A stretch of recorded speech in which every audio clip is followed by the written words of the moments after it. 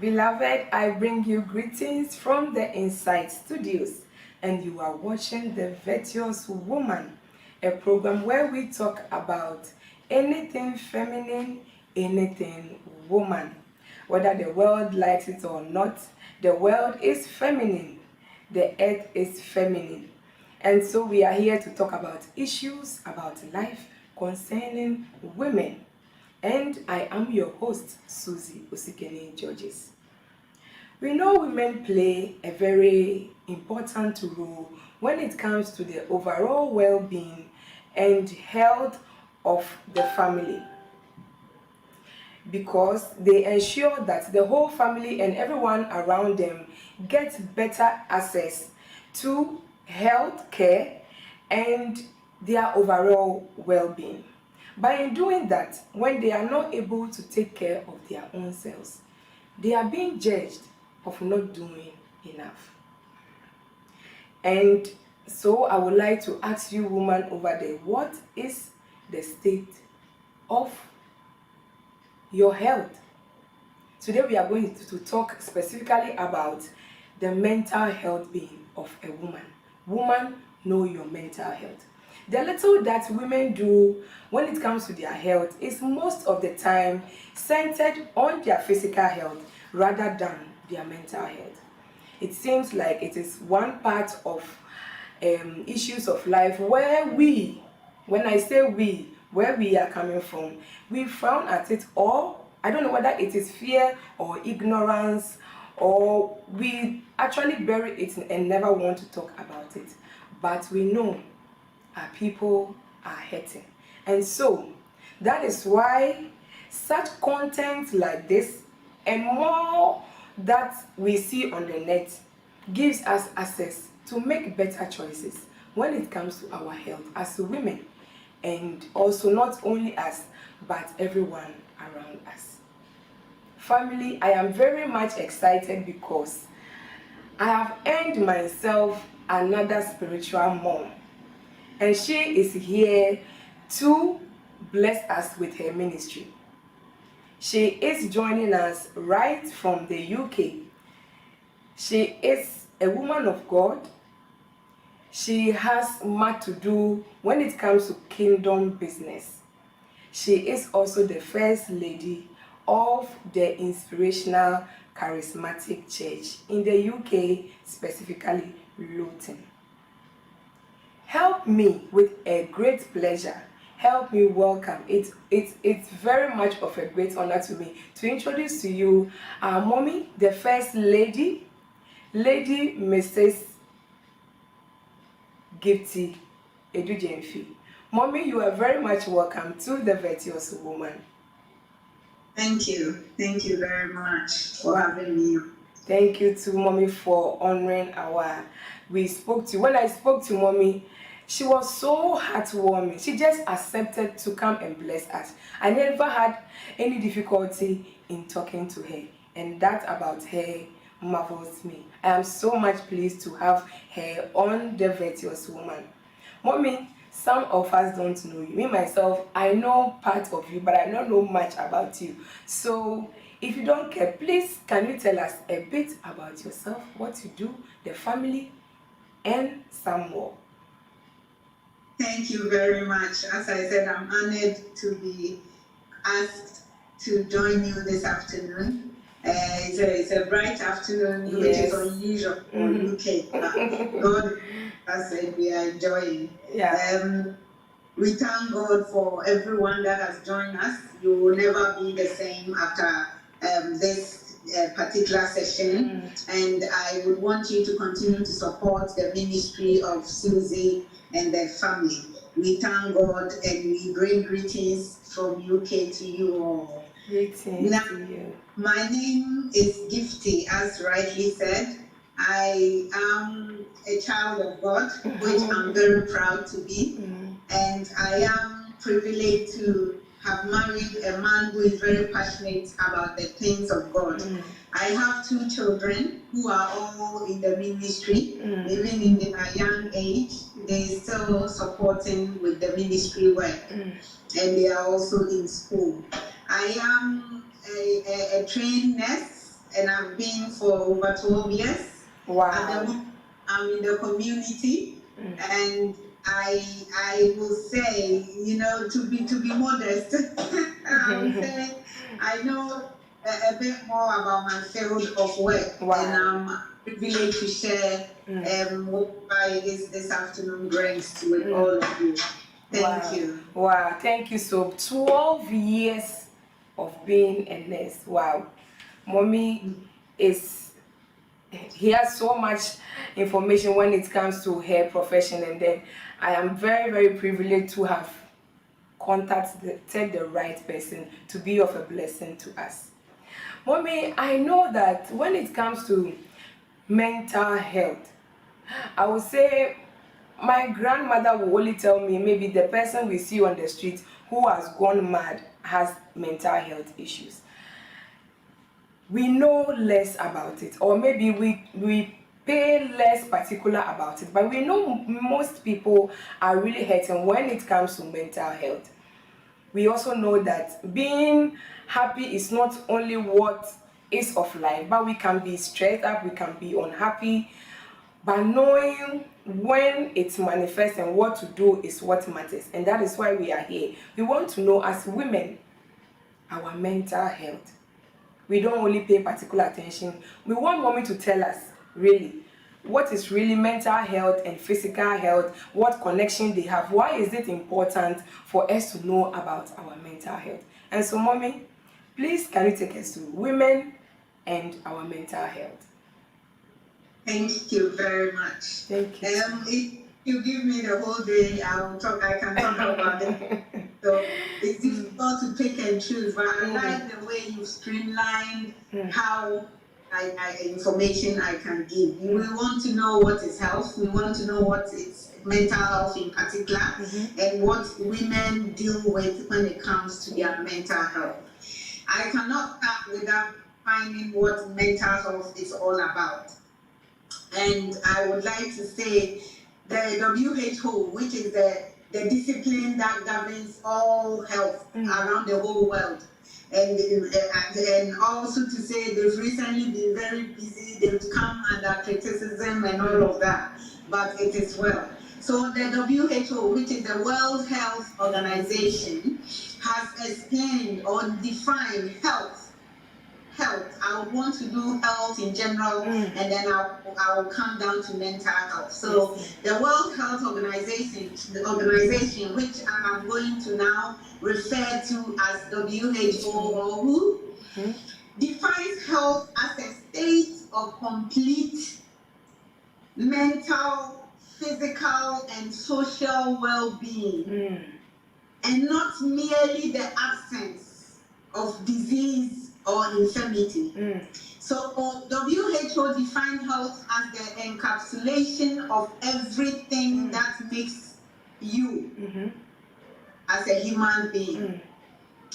And then it streamlines it down to mental health, and it defines it as a state of well-being in which the individual realizes his or her own abilities. The individual can cope with the normal stresses of life, they can work productively and fruitfully, and is able to make a contribution to his or her community.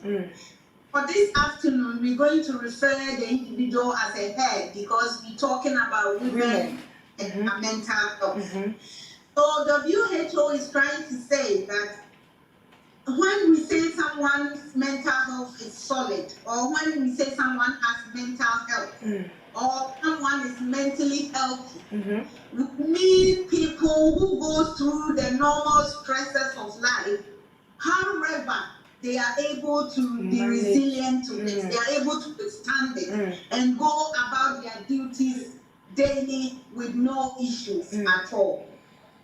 So in that case, someone who is mentally unwell is someone who is overwhelmed, and that's someone who is overwhelmed by their mental activities or by the stresses of life.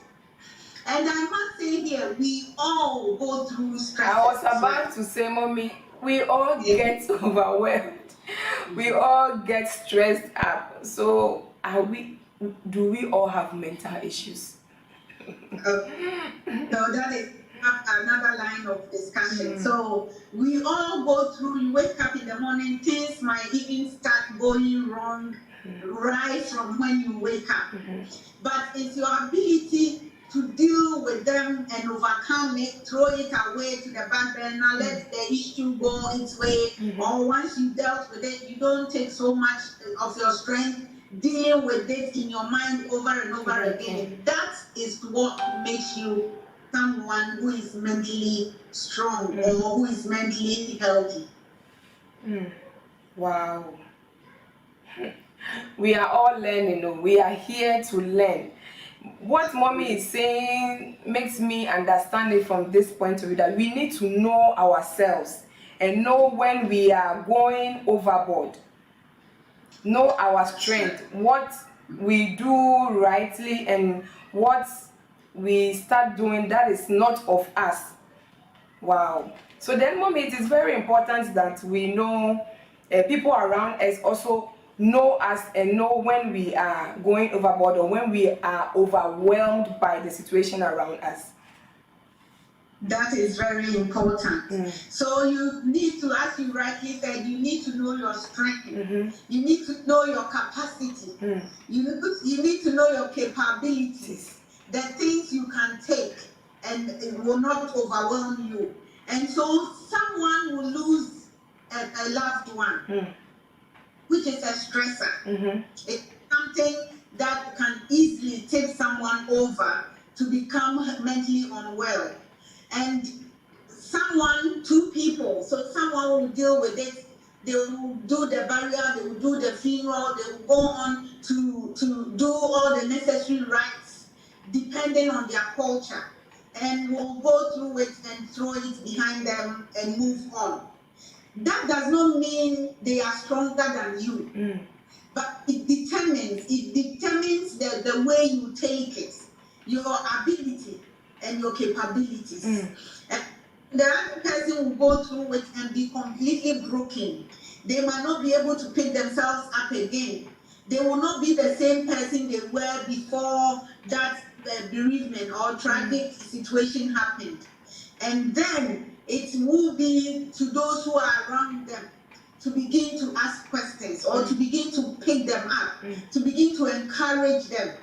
And I'm speaking as a nurse, a health professional, I'm speaking as a Christian, and I'm speaking as your normal person on the roadside, who you would not know, you will see me and would not know what I'm dealing with.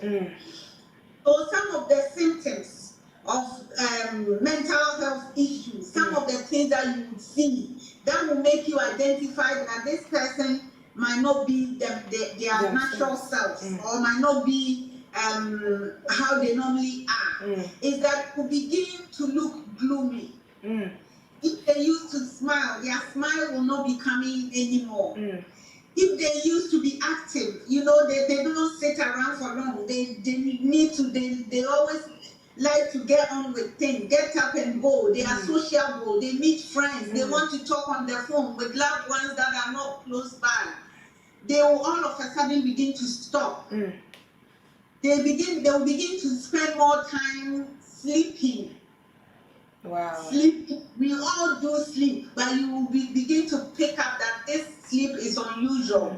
It's either they are not well physically or they are not well mentally. It's either they are retrieving or retreating themselves from loved ones socially.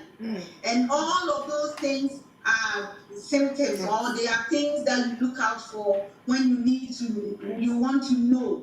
For those who are not very vocal to express their needs, that you pick up and you realize that there's something going wrong and you want to help. First of all, by prayer, because everything starts from spiritual. And then you also need to help with physical. Just taking them on walks, having one-on-one with them, going out to eat out if they will come. And trying to talk more with them, bringing up issues, even bringing up things that you are dealing with, that you feel things that have helped you dealing with those things.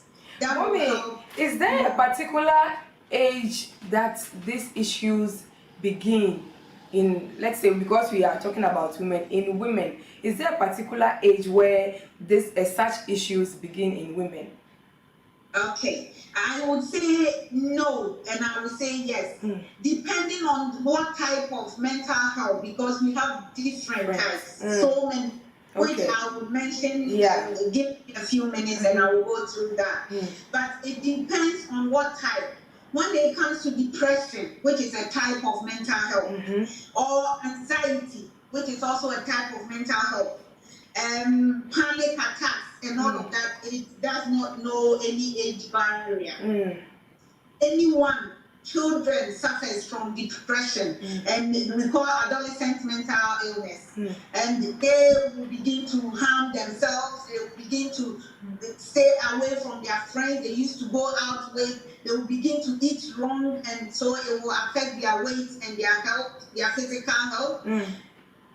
Human beings or women go through any kind of mental health regardless of the age. And some of the prominent ones are depression, anxiety, panic attack, mood swings, and all of that. But there are certain mental health issues that are associated with age. And some of those are menopause. Yeah. It can affect you mentally, and that is when the person reaches their menopausal age, which before it was 50 plus, but now it can come down as low as 35. People will experience menopause. And so that is when they will feel low in mood, they will be depressed and all of that. So there are different kinds of mental health illnesses that affect all ages, regardless of what age you are. You can be young, you can be old. And there are others that are age specific. Okay, so do men and women have differences in the patterns of their mental illness? Absolutely, yes. Okay. Yes, because men go through mental illness and would not want to talk, as with everything else. Men, especially with our culture, with our background, they are not supposed to express weakness. Or men will be depressed, especially when women, they don't have successful relationships, when they cannot keep a job down because of their behavior at the workplace, and their job is failing, and when they don't have money to provide for their family. Men can go through severe mental illness without having to show anyone. And so the differences are that men will go from zero to the end where they would want to commit suicide. They will actually commit suicide and kill themselves without anyone knowing that this is what is bothering them. Oh, okay. On the other hand, with women, because we are vocal, we express ourselves.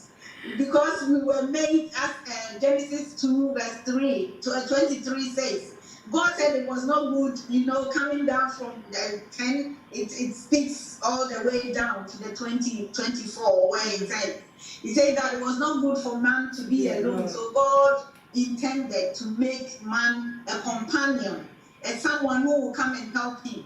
And so he made, God made a woman and called him a woman. And when Adam woke up and saw this creature beside him, he said, indeed, this is bone of my bone, flesh of my flesh. And so he named the woman woman. And so with women, all our things are different.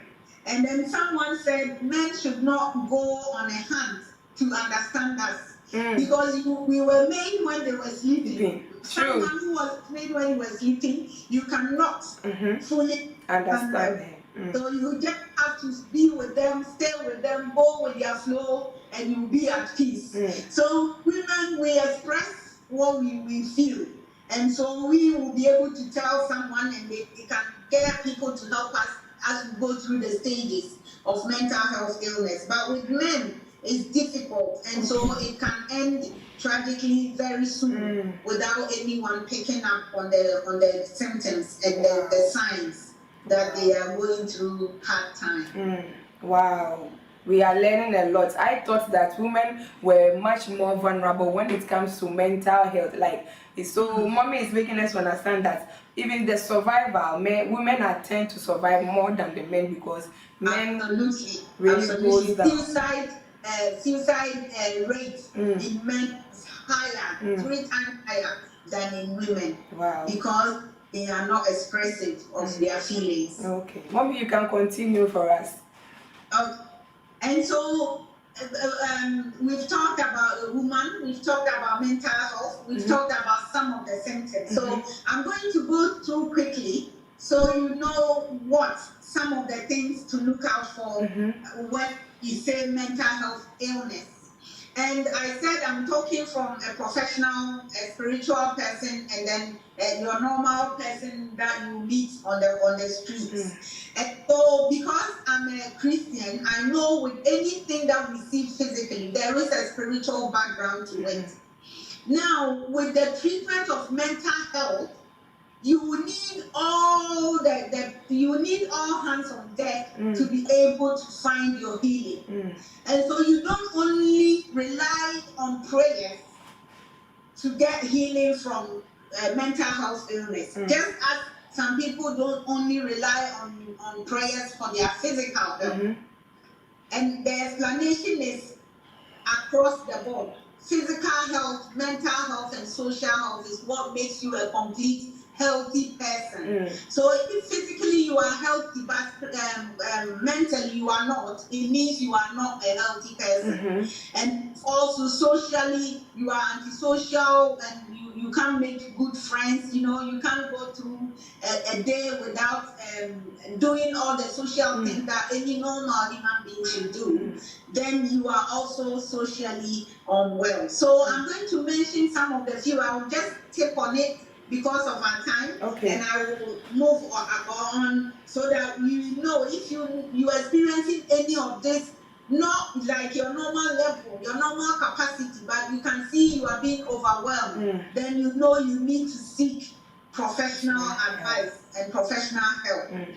And for those of us in the UK, I don't know, Susan will tell us about Italy, but those of us in the UK, your GP, your general practitioner, is your first point of contact. Sure. When you feel overwhelmed, when you feel low, when you feel you need to speak to someone and you feel family might not understand, they are the ones that are neutral. You can book appointment, they can speak to you on the phone because of this current situation. Or they can even ask you to come and speak to them one-on-one. Sure, it's same here.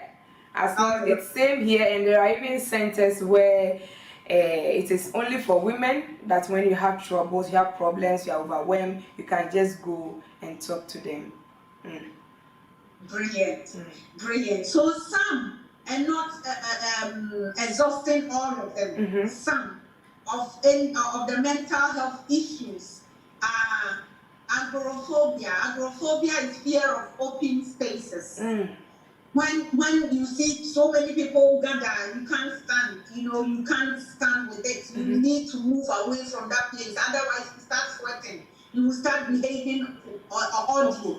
This is what agoraphobia means. And anger. Anger is, you get angry and you go over the top. Anorexia nervosa is when someone feels they are fat and so they don't want to eat. When they look in the mirror, all they see is a very big lady. Meanwhile, they are not a very lady.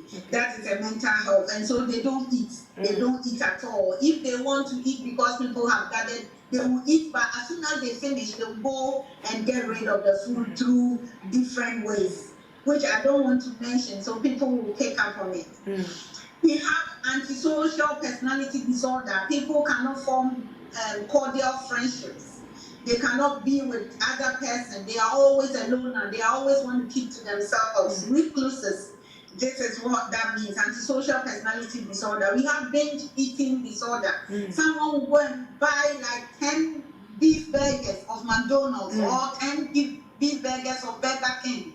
They will come, they will sit down, they will finish all of the 10 loaves, and then they will purge. They will find a way of getting rid of the food that they have eaten.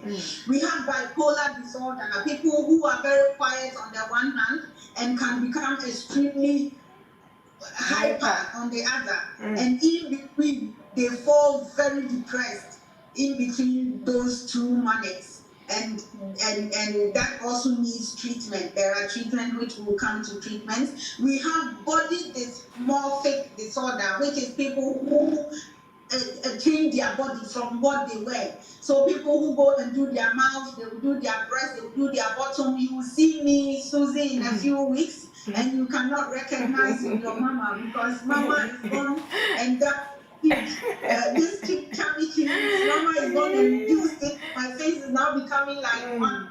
That is white on the side. You know, they tend to do things to the body other than the natural things that you do to the body. They will be piercing odd places. They will do tattoos to cover things. They are all stems from the mental, of how you see yourself mentally. That will happen. We have bulimia. Bulimia is also an eating disorder. They will eat, and go and get rid of the food that they have eaten so that they don't put on weight. We have borderline personality disorder, people that will want you to know that they are okay, but they are not. And they recoil into their shell, and they will do certain things to themselves. We have claustrophobia, people who are afraid of small places. You keep them in a place and they get hyperventilation. Oh, that one is a disorder. Wow. I never knew. Yes, they will begin to hyperventilate. They will breathe in very quickly. Their heart rate will begin to pump very quickly, and you will see they sweating, you know, because you close them up in a cupboard or something like that. And sometimes we punish our children. We say, go and wait in the naughty corner. And some of the naughty corners, some people have made it in their cupboards in their houses, especially in the UK. We have very limited spaces, and so the child go there and they start telling you, Mama, I can't breathe, Mama, I'm afraid. You have to listen to them, because all those things we call traumatic disorder, they can cause certain things in their life in the future if we look at that. We have clinical depression, which is when you have been diagnosed with depression. Depression is a low mood that does not lift at all. You don't laugh, you see yourself as hopeless, you see everything around you as dead, and there's no hope in everything that you are doing. We have dissociative disorders, or disorders that make you withdraw from different people, especially we have pastors. People move away from pastors because they feel their sin is too much, that God cannot forgive them, and so they don't want to see the pastor to tell them, oh, let's pray, God will do it, or God will heal you, or God will forgive you. So they stay away from them. There are people that stay away from teachers, because some teachers said to them certain on tasteful comments. They don't want to be part of it. There's also eating disorders, which is bulimia is one of it I've mentioned, and also the anorexia is also part of it. Binge eating is part of it. And we also have fabricated and induced illnesses. People who are always telling you they are ill when they want to get away from certain things. They lie to you. They say, I'm not well at all, just because they don't want to go to work, or because they don't want to go to the program you all have sat down and planned. And when it's time to go, she says, I'm not well. They will be under the covers trying to shiver for you to see that they are not well. But meanwhile, all is fake. They are also mental health issues. We have general anxiety disorder, which is people, you have anxiety, you are always anxious, you are always on edge. Everything you hear, you feel there's no solution to it. We also have health anxiety. Some people are so thoughtful of how their health is going to be. They think they're going to have a terminal illness. They think they are going to have cancer. They think they are going to die, you know. Oh, I think I've got this thing, the corona, I think, because my throat is beginning to itch. Meanwhile, there's no diagnosis for it. They always make up health issues. People like that have health anxiety. We have hoarding disorder, which I think this one, every woman have that disorder. They tend to hoard things. They will buy even when they don't need it. They want to keep it in the house in case they need it. In That is case. hoarding is keeping things that you don't need now at this present time, but you have that thought It's that true. you might need it later. And then we also have Munchausen by proxy, people who hurt family members to get attention. So little child, they will always be poking the little child with certain things, so you see red marks on them, so that people say, oh, that child is not well, oh, sorry, you can stay, you can do this, you can do this. So this is different from the health anxiety. The health anxiety, they are saying they are sick themselves. But Munchausen by proxy, they are saying someone else is not well, and so you have to have pity on me while I'm looking after that unwell person. We also have panic disorder, which some people, they just stand and all of a sudden they begin to panic for no apparent reason, because whatever it is in their mind, in their head, that is going wrong. We have obsessive compulsive disorder, people who tend to clean their environment unnecessarily. We need to clean, we need to keep our environment clean as part of health. But some people, they do it too much. They will be washing their hands. They said, due to COVID, wash your hands. They will wash their hands until their hands are bleeding because of the alcohol gel, because of whatever so, Mama. I always tell the family, I think this one, I'll speak for myself. I think I have a little bit of it. But the key word is when you are overwhelmed with any of these things. Mommy, I was about to say that with all that you have mentioned, then let's conclude that we all have mental issues and find solution. Because some are to the extreme, but some too we all fall short. Like being afraid of heights or small space, and buying when you know you don't need it, or keeping when you have grown and you have lose weight and you know these big dresses, I will never need them, throw them out, but you still want to keep them. We all fall under all this, and we need to seek help. Bobby, please, you can go on. It's true. It's true, and that is why we said we all have stresses. We all have that can bother you. You know, it makes you your sleep. You say, "Oh, last night I didn't sleep quite well because this was on my mind." But when it becomes repetitive, when it becomes something that is not shifting, when it becomes something that you're not getting a solution to, or you're not overcoming it, that is when it becomes a health issue, and then you need to seek help. But when it gets to that time, that point too, most people will not seek help because they feel shy, they feel they've been inadequate, you know, they feel they are weak, they feel that is some of the stigmas we need to get rid of. Because you're not inadequate, no, you're not a weak person. That you are someone who is having a whole lot of things going on, that you need some hand, or you need someone to speak to get some, to offload some of the burden that you have over your life. So to finish the various kind of health issues that we have, we also have personality disorder, which also go with the bipolar disorder. The bipolar is just two, but personality disorder is so many different kind of personality in one. So they will show affection 1 minute, the next minute they will show that they are so cold. You know, they don't care about you, they don't care about what you eat. Even if you are unwell, you will lie down and die, and they don't care. But then the next minute they are finding food for you to eat, you know, so that you can have a good sleep and go to work. And I have a daughter who is me, I've diagnosed her myself. She has personality disorder, because she would be nice to ask the family, the younger ones and all of that, but the husband, she has no one iota of affection, or I would say the affection is there, but I would say care for him.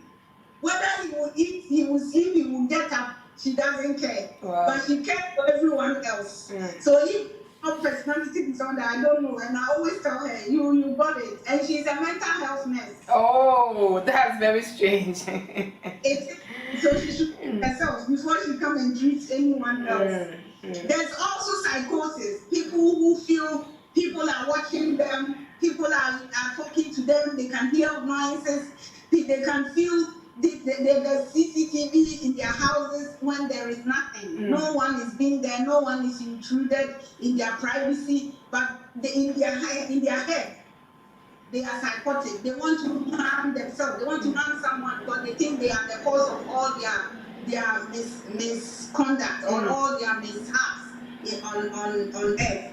And then we also have postnatal depression, which is called postpartum depression. Yeah. And that is also when a mother has given birth and or throughout all the hormones that was giving her all the energy is beginning to withdraw. Then she's becoming slow. She's becoming moody. She feels she's not adequate. She feels she's not a good person.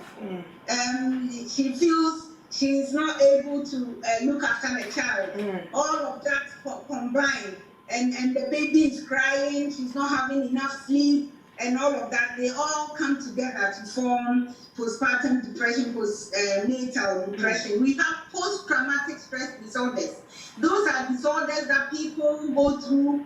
It's life events that people go through that they are not able to shift or they are not able to overcome. And it becomes trauma.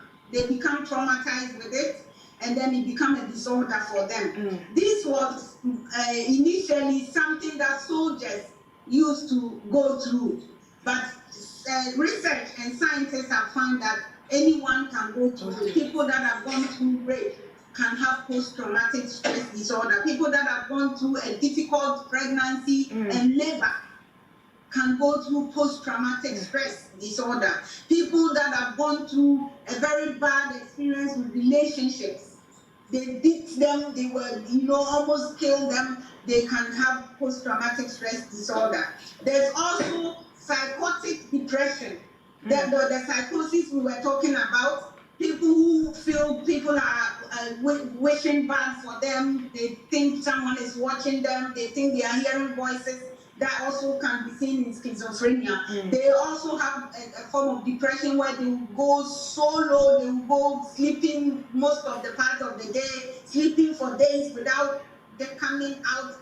Their rooms will be so smelly and dirty because they are not washing, they are not doing social things that make you thrive as an individual, as a person.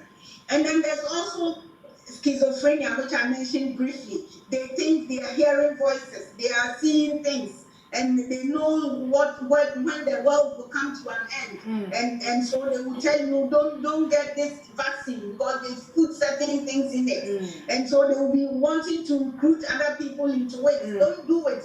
I saw they are trying to kill people, they are trying to get rid of the black race and all of that. And then there's selective mutism. Someone decides to not talk.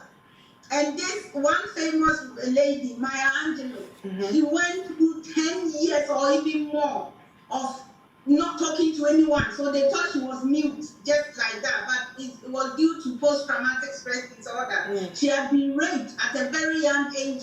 She was pregnant and all of that. So many things happened. And then all of a sudden, she kept quiet. She wasn't born mute, but she decided, and it's in her books that she later wrote, that she decided not to talk. And for some of us, one day we'll be sitting there with something so annoying, we would have just opened her mouth and would have spoken. But I don't know how she did it, but she went years without a word out of her mouth. And that is when she began to pen down her books that she wrote, which is inspiring so many other women. We have seasonal affective disorder, and that is in this part of the world. Cold, when it's cold, when it's winter, research has shown that we get depressed because of the winter weather. We call it the winter blues. We get depressed, we get low mood and all of that. And so some other countries like Norway and other countries, during that time, the government will give you your bills for free. You don't pay for anything, so that you can heat the place up. You can do so many things to shift some of the load off your mood and get you to be good. We have skin picking disorder. People will sit down and pick themselves. That normally happens with people with learning disability who are not able to communicate properly by verbal means. They will just be picking. Then they want to tell you something. They are feeling something. And then a few more, we have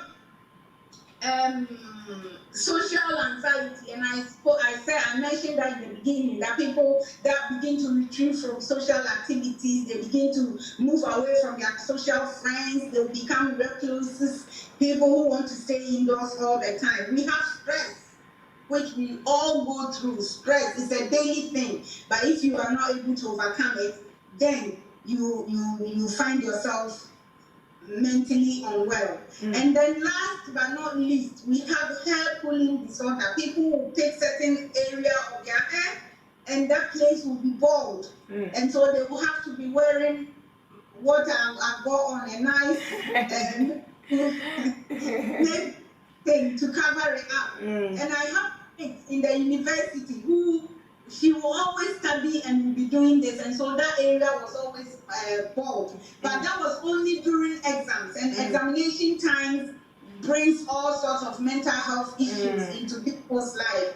But just after we finish the exams and we know we've all passed, then you will see her cutting her hair. Then she will begin to nurse it to grow. Wherever it's gone bald, it will begin to grow. And then another year of exams will come and she will continue. So all these things I've mentioned, you might find it with you. But when it becomes an issue, it's when you are not able to easily overcome it. That is a mental illness. Wow. Mommy has explained it into details. It is not that when you have these disorders, it means you have a mental issue. But when you are going overboard, when it is out of your normal, then it means you have to give much more attention to it. Mommy, we want to go to Facebook and see our beautiful family who are watching with us. We believe we are all learning. I am learning so much. This broadcast will still be there, so you can go revisit and learn. We are learning to better our health choices for the future. We have lots watching as we have Mr. Osikene George saying gloominess is a sign of mental health. Yes, some of the issues Mommy raised are really, I never thought they were really issues to look out for. Good signs to look out for. Yeah. Mommy Tando says, good to know, good to see you again, woman of God. That is Mommy, our Lady Judith's mom. And Mr. Sikene says menopause at 35. Yes, now it's 35 because we have our young ladies or having their periods like 8 and 10 years, and so it brings the age to menopause very low. We have our mommy, our Lady Judith saying, yeah, men will never understand, but it is well, of course, it is well. We have a Fiat Chewa saying, women are strong. Women are very strong. Thanks to God, our Maker. He made us like that we are able to bear much more pain than men. Mommy Tando says again, mercy. We have lots. We have Ruth Asamoah Yaku watching. We have Esther Nemson watching. Mr. Sikeni says we don't want to understand women. It requires a PhD to understand anyway. Of course, you need PhD to understand women. We have our Lady Efiachi was saying that you better try not. Yes, you don't have to try to understand women. You just have to cope and live with them. Thank you, Efiachi, for watching. Mr. Sigeni says bipolar disorder. Yes, that is one of the extreme mental issues. Judith says knowledgeable woman is talking. Take notes, please. Of course, we hope all of you, we are all taking notes. If you are not taking notes, you are memorizing, you are picking up in your life and everybody around you what disorders they are showing up, so that we can seek for help when it is needed. One Bitano says the good book says, dwell with them with knowledge. Dwell with women with knowledge. Mr. Sigeni says borderline, traumatic order, dissociative order. We have lots watching, general anxiety disorder. Wow, I think Ifya Chewa has marked something that she is facing. So he said, "Wow, mercy, Lord," she's laughing. We have Mr. Sikeni also says women's sickness. Only God knows. Ifya Chewa says, "Ayeka women's sickness by." Yes, we are learning and we understand better now. We have Matilda Morton says, "Wow, maybe I have a problem." Lady Matilda, we all have problems. Don't worry, we all have problems. We will watch out and seek for help where we need them. Personality disorder. Knowledge is power. Mrs. Tando says, it's good to speak out then, to keep things inside you. It's good to speak rather than keeping things outside you. Most of the men find it difficult to see their disorders. So, Mommy Tando, it's true. they tend to present themselves as if they are supermen. They don't have, but maybe it is not their fault, because we were taught right from childhood that bear men soon, so you don't have to cry and show that soft part of you. That is why they tend not to show us when they are not okay, but we know when they are not okay. That is why God made us around them. We know when they are not okay. Let me try and go to YouTube and see if we have some comments also over there before we go on, before Mommy continues for us. Okay, we can go on. Mommy, so now that we know some of the issues that may tell us whether we are mentally ill or we are not, what then should we do? Okay, so the first thing you need to look out for is your capacity. I mentioned your capabilities, the things you can manage and the things you cannot manage. And once you've looked at yourself and you know which one is becoming an issue, a bit heavier, more than you are able to carry, then you need to speak to someone. When you, as a woman, the first person is maybe your husband, if you are married, or your parents, if you live with them. But normally they say that the men do not listen to us. Maybe it's because we set the wrong tone initially. You know, set the wrong tone initially by talking unnecessarily. So when there's something necessary to talk about, they then do not find the ears to listen to you. But I feel your first point of contact as a woman, if you feel overwhelmed, if you feel something is not shifting, if you feel you've prayed, you've tried to take it off your mind, you've tried to take it off your thoughts plate, but it's still lingering, it's still hanging around, then you need to speak to someone closer to you. Some people will find friends in our children. I don't want you to overburden them with things that is beyond their age. But you speak to your child. My son can let me lift up any low mood that I'm going through. And that is what I found. Meanwhile, the dad it's the opposite of him. So if I feel it's something I can discuss with a young person, it's something I can ask for his opinion. He's 16. So I will speak to him, and most of the time before I finish, we have come to a conclusion of for me, some of the times it is not even seeking for a solution from the person, but just a listening ear takes away. Wow. Yes, communication, the talking, and the way you make it laugh. And you will end up saying, you see, mommy, it wasn't so bad after all. And he would tell you after that. So you even have more laughs after that. But there are some that go beyond having to share with a child, go beyond having to share with a husband who might probably not be supporting. Then comes in friends and family, maybe parents. Or as a professional, you can ditch all of them because maybe you find some will stigmatize, some will say, is it not the Christian woman? You know, is it not that? You can ditch all of them and go straight, you have an appointment with your doctor. Your doctor is there to listen and see if there's a solution.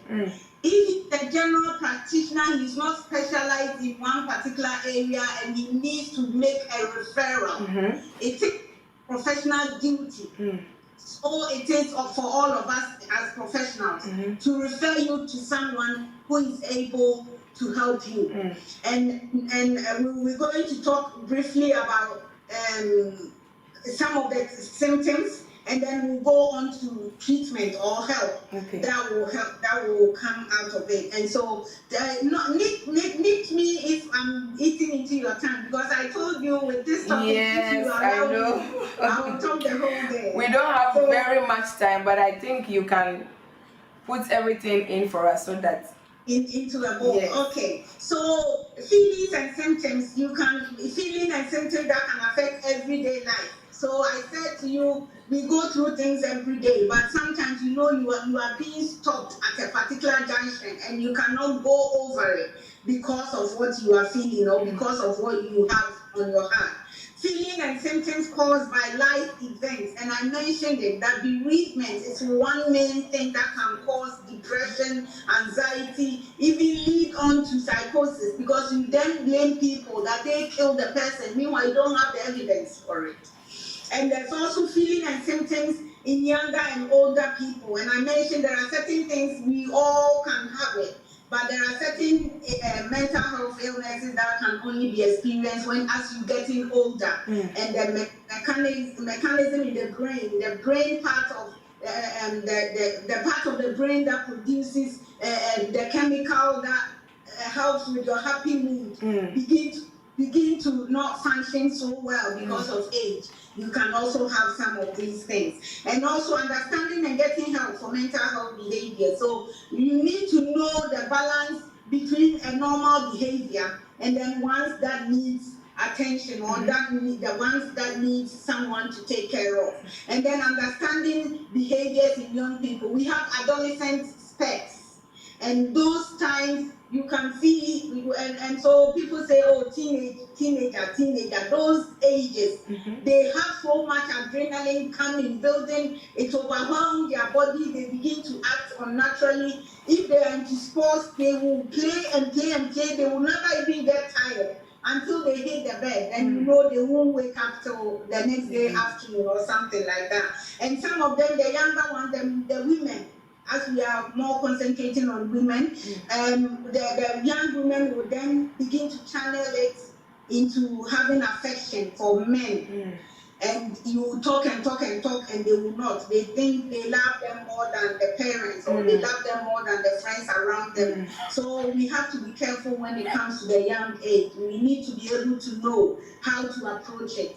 And with all of this, as a Christian, back it with prayer. But the prayer will be going, and if your faith demands that you see a specialist, go see a specialist. Because God is working through all these people. That knowledge they have, it's not the devil who gave them, it's God who gave them. And so we have to use it for our benefit as children of God on earth. And then we come to treatment. So all these things, if we see that we having more than we should have, or more than our capabilities, then you go to your GP. Your GP will have a chat with you, see how you feel, and when you say this, how do you feel? When you do this, how do you feel? So they will go through, talk with you, and they will go through 3 different routes. And this is specific to the UK, and I believe Italy is a Europe, and so more acquainted with the European culture. And then in Africa, things are opening up now. which will be maybe my last sentence to say to the people from Africa. But in the US, they are way ahead in treating mental health illnesses, and they picked it up very long time ago and realized that it's not normal that people will just have physical illnesses, but mental illnesses are rife and they need to sort it out. So treatment, 3 pathways. One is medication, and that is when they will give you antidepressants, they will give you some medications to help you sleep, because some people, when they get the manic and the bipolar disorders, they can't sleep because they think someone is coming to get them. If they sleep, they will be dead by the next morning. So they do not sleep. Some people have nocturnal illness actually as a mental health, and they cannot sleep at all during the night. So they will give you some sleeping pills for you to help you, so that you can at least sleep and go to work if you work during the day, because then work will be affected and productivity will be affected. And so the medication is one route. And there are so many different kinds of medication that you can use. And if it helps you, you can try and come off, because it is not good generally to stay on it for that long. And then you might not even be able to come off it at all. Then, apart from the medication side, we have talking therapies, which is now becoming much, much more popular. And that is the same way the GP or your general practitioner, your doctor, family doctor will refer you to a psychologist or a psychiatrist, whichever way you might call it in your area. And then they will develop a plan to be able to have some sessions with you. In America, they call it a shrink, and it gives it a negative connotation. So people don't want to go to a shrink, but it's very effective. And that is why if you're feeling low, if you're feeling any of these symptoms, have a friend to talk to. Have a friend who does not judge you, who is not judgmental, who is not going to tell you, oh, but this one, oh, this one, oh, this one, and brush it off, disregard it. Have someone who has a ear to listen, to speak to. And sometimes it's all you need. That is all you need before it goes down into that heavy duty area. And then the third one, I think I must say 4, but the third one, there's also I would say a chemical one or a mechanical one, where they will put something on your head and begin to juggle the brain up a little bit.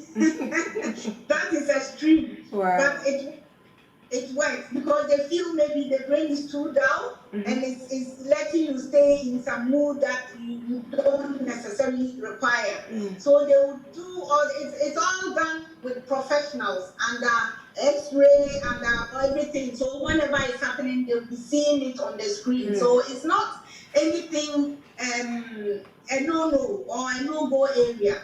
But if that is what has been prescribed for you, make sure you go with it, because it has helped so many people, and especially people with epilepsy as well. That has also helped. They call it EEG, electroencephalogram. So yes, EEG. So they will put a cap over your head. They will attach electrical nodes to it, and then they will push some power into it, electrical power.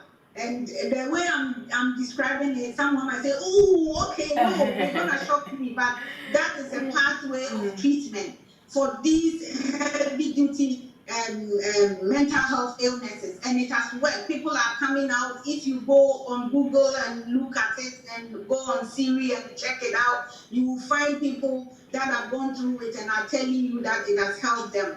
And then the fourth one is the informal way of treating mental health illnesses. And that is your basic going for a walk. You know, I would say on airing your mind, throw things into the air for the air to take it away. You know, having exercise, going to the gym, running on the treadmill, You know, when you do all those things, there's more oxygen going into the brain. There won't be any more room for all those little worries, little panics, and little things over life. And so these are the main four. There might be other forms in other areas which I might not know. So forgive me if I've limited you to this four, but this is what is running right now. And talking to whoever we hear. Don't go and give your news to anyone at all. Find someone credible to be able to talk to, and that will help so much. Wow, so much information. Talk to somebody, not somebody who will judge you, somebody who will just have a listening ear, who will advise you to do the right thing. Seek help, a better health. If you need experts, go to experts to help you. Mommy, as Christians and where we find ourselves, we are not in Africa anymore. So it's as if lots of activities that are surrounding us are no more. It seems like you stay with your family. If you have to go out, you are going to church, or you are going for grocery shopping, or we are very limited to activities around. We seem to be very limited, or maybe we are the ones not getting ourselves involved. And so it is like church, school, or work, and then home. So we put much more importance to church activities. What do you think the church can do to help women with such issues? I've heard cases where people say, I don't want to go to talk to the church because maybe my issue will be out there. But what can we do? You are also a first lady of a church, so you can give us much or a better solution to it, because you might have had to handle such issues. So what can the church do? The women ministry, what can they do to help women? Amen. Amen. It's a very, very valid question, and the church can do a lot to help. The church can do a lot. And mind you, the church is like the spiritual world. We have to be able to do everything to support people, because we have the upper hand. You know, before I started, I said everything has its root from the spiritual. So we have the upper hand. First of all, we can pray and believe that God will do it.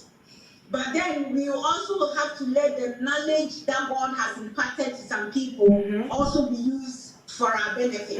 And I'll talk as a spiritual person, as a professional, and then as a normal person that can also suffer from all these things. And some of them I identify myself with it. So I think the church can do a whole lot, because the church is supposed to help in time of bereavement. The church is supposed to, that is not our duty, but our duty is to make sure the person is whole. Is presented to God without blameless. And this is what people don't know. So they wake up one morning and they say they are opening a church.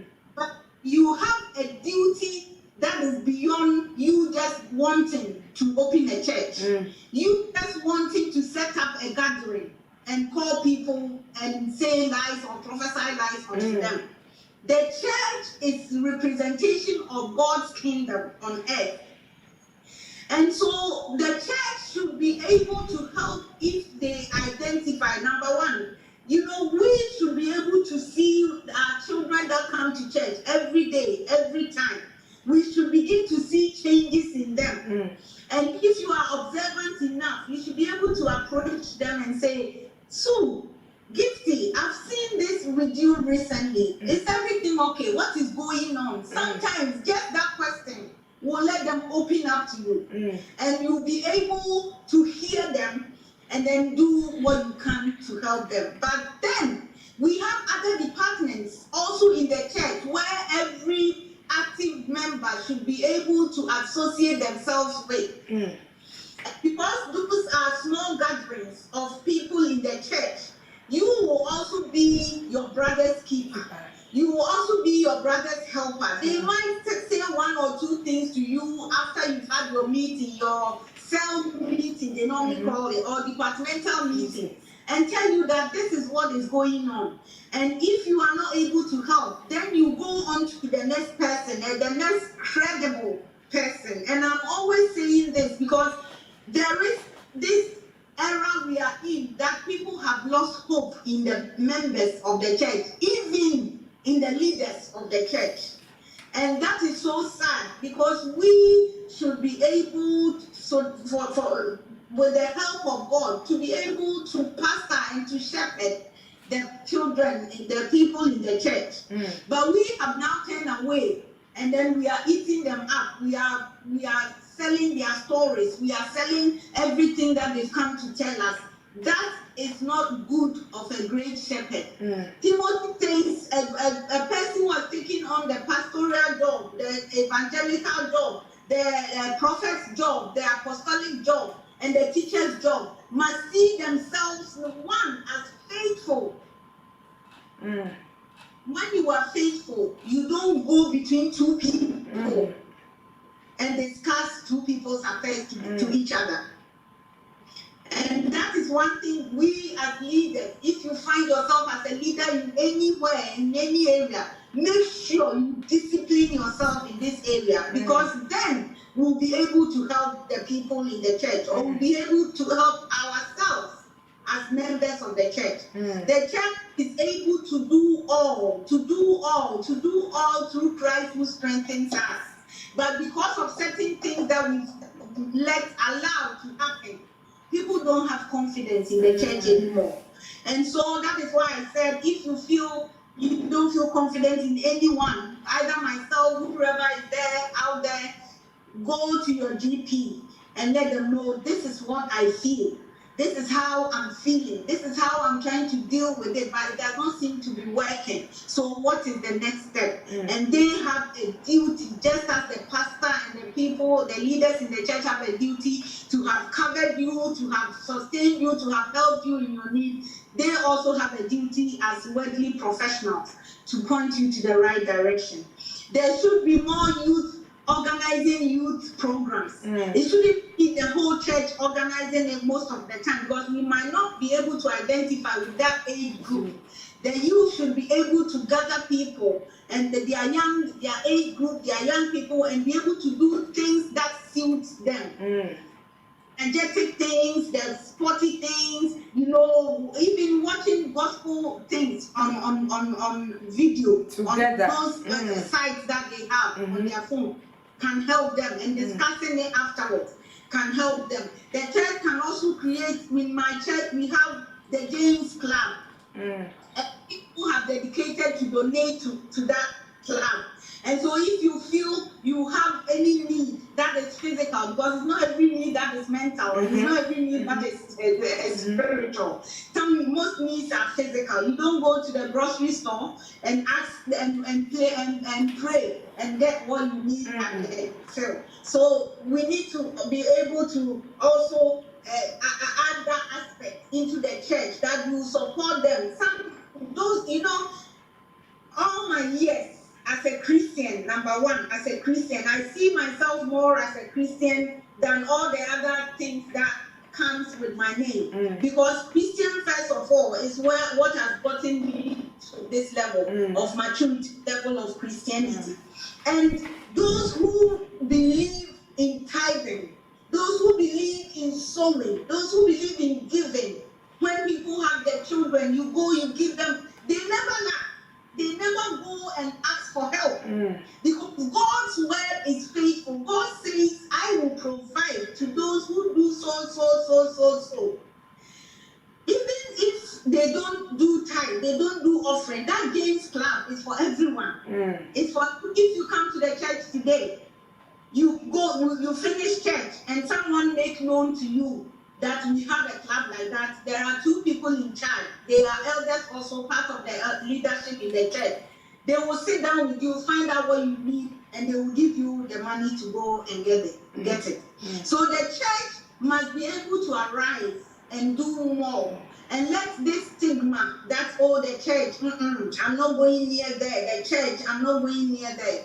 And I'm proud to say, where I fellowship, where I belong, where I go to church, we are good with supporting each other. And that is what it should be. And when you feel people look a bit different, people are looking low than themselves, more low naturally than what they usually are, approach them with love, approach them with that sense that you have in your heart, and help them out, because that is what Christianity is all about. Wow. Over to us all. If you fall short, you know what to do. Seek help. If you're a woman and another woman talks to you about her issue, let it rest with you. If you're a church leader and the woman approaches you with her problem, let it rest with you. If you have a help, a solution, give it out. If you don't, let it remain with you. God help us.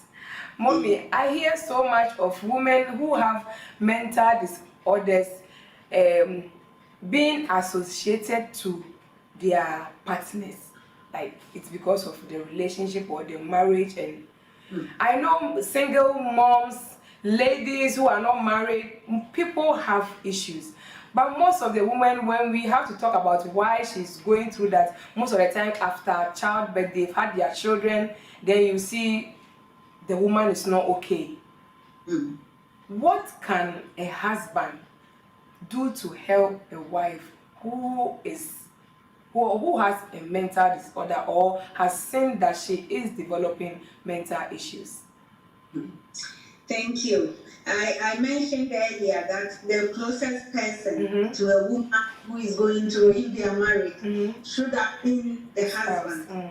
But from, I don't know if it's cultural or if it's traditional, you know, most men from my background does not like to talk about how things are going with their wife, with their husband. They do not want to do that. They would rather stay there somewhere, be on the computer or some things like that. Not all of them, most of them, because of the cultural upbringing, they were not men to sit down with their family and talk, you know, express their feelings and everything else.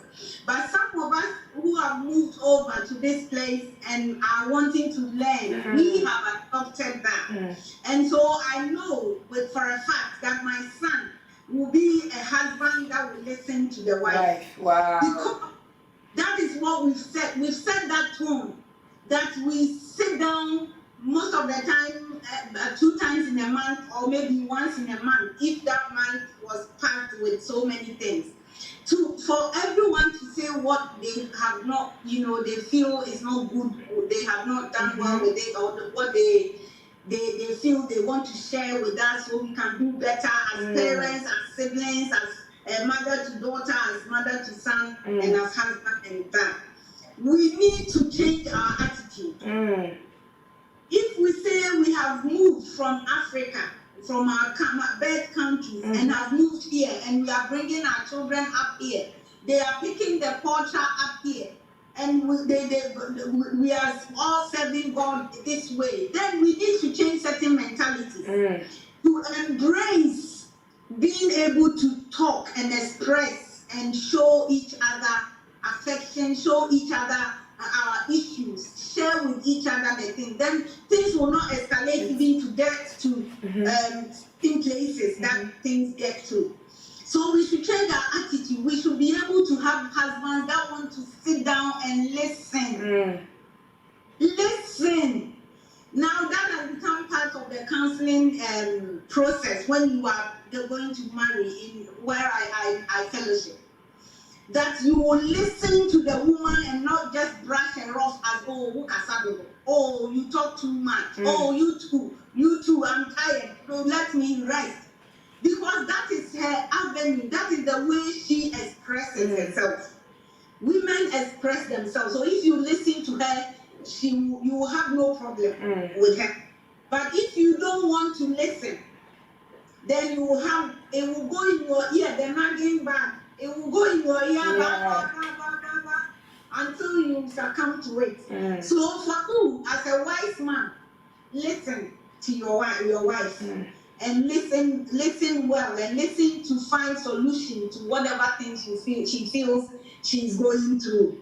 The second one too is praying together. A family prays together, stays together. With the even if it's a few minutes. You know, sometimes the cares of this life does not give us that ability to do things freely, and so we tend to be a little bit, oh, I'm busy, oh, I need to go to work, oh, I need to sleep for the next work pattern, you know, all of that. We need to be able to slow down, calm down for the family that we have around us, because there's no point in finding all the monies and not having a family that is functional. You come out at the end of it all and your family is all falling apart. That's not good. So we need to be able to pray together. We need to be able to listen to each other. And we need to be able to have breaks around. You don't need to spend a lot to have a break. I know that does not happen with me per se and my family. My family, we don't tend to go on breaks very often, but at least once a year. I take the kids away from the ordinary, away from the familiar environment. Away from all of it, we just go and we just, you know, like a free bed. You just go, you book somewhere, you stay over for the most we've been is 3 days.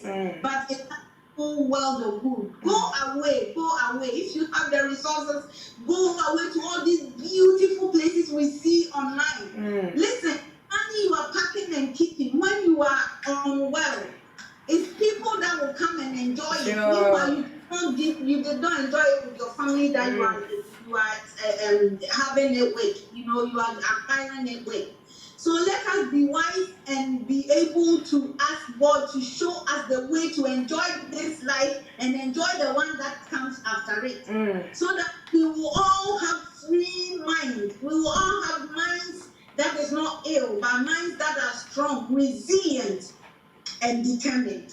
Wow, mommy has said if we give her the whole day this topic, she can digest it for us to have an understanding. We would never finish, but all too soon our time is really getting up.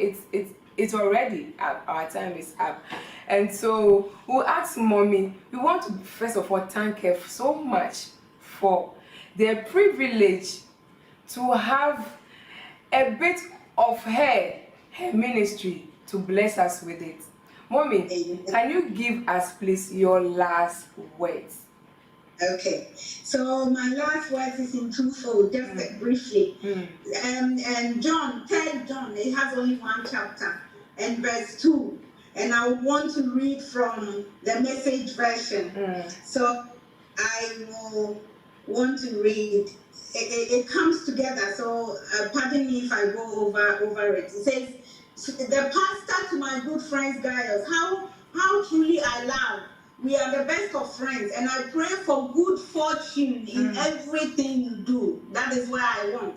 It says in New King James Version, I wish above all that you will prosper and be in good health. And I explain to you, health is a state of mentally, socially, and physical strength, and not merely the absence of disease and infirmity. So I wish above all things that you will prosper and be in good health, be in good mental health, even as your soul, which is the spiritual aspect of you, prospers. So that is my wish for all women around the world. Don't take on too much. Don't be the savior of everyone. Sometimes chill, sometimes sleep, sometimes leave the dishes unwashed and go and sleep. When you wake up, you have more energy to clean around. Sometimes go away for a few days. Ask your partner, say bye-bye to them, say bye-bye to the children. Find alternative arrangements for them to be looked after. And go and be with God, go and read books, go and watch movies that are healthy, movies that will help you, so that you will become mentally resilient. Number 2, those with my background, please, it's not everything that is your auntie that is doing you. It's not everything that that is your uncle that is doing you. Some of the things we bring it upon ourselves, and so it will take ourselves to be able to deal with it. Speak to people, speak to credible people, speak to people that you can confide in, and let them help you, let them support you along the journey. And if I should say, lastly, if you are bereaved and you are getting into that dark point, which I have recently been at, you need to speak to people. You need to speak to your spouse. If he's not the right person, move him away. Speak to family members. If they are not the right people, move them away. Speak to someone at your workplace, your manager. He has that responsibility to have your well-being at heart. And let us all be each other's keeper. It's about time we look after each other so that all of us can make it there and not have some fall by the roadside, because God will not be happy with that. Let us be the Christians that we first love God with. Let us stand in prayer, in the word of God, and also with our physical eyes and our physical minds, that we study to show ourselves approved as workmen who need not to be ashamed that they belong to Christ. Wow. You and God bless you. Mommy, unfortunately, there is a question for you on Facebook. Okay. My elder Samuel Fosuba is asking, Susie, kindly ask Mommy whether these mental ill personalities are conscious of their actions. A sister was a victim of this. She never accepted it until she was healed. Yes, they will never. That's why I said to you, some of them, if you approach them, they will even accept it, that they are suffering from this, they are suffering from that. But when it starts gradually, and you are able to approach with love and with care, some of them can open up and tell you, I'm suffering from this and I'm not able to come out, so help me. But most of the time, when they are deep into it, they will not acknowledge it. Sometimes they don't even see when it happens to them. So it becomes like something on and off. It comes on and it goes off.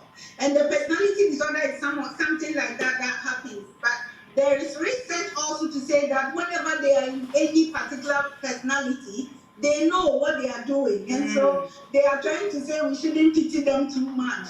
But with the heart of man, it always needs nurturing, it always needs caring, and it always needs pampering to be able to express itself, or to be able to find confidence in someone for them to express themselves. So it won't hurt if you pamper them, if you take them. That's why I said you can take them out for lunch, pay for lunch, so that you'll be able not to get the information and go and share it abroad. No, but to be able to be of help to them so that they can all stand in help with you to do the work of God. So sometimes they cannot see, other times they are aware of what is going on. But it all depends on the approach and how you can get them to talk. That will depend on how safely they can come out of it, or how safely they can be healed of it.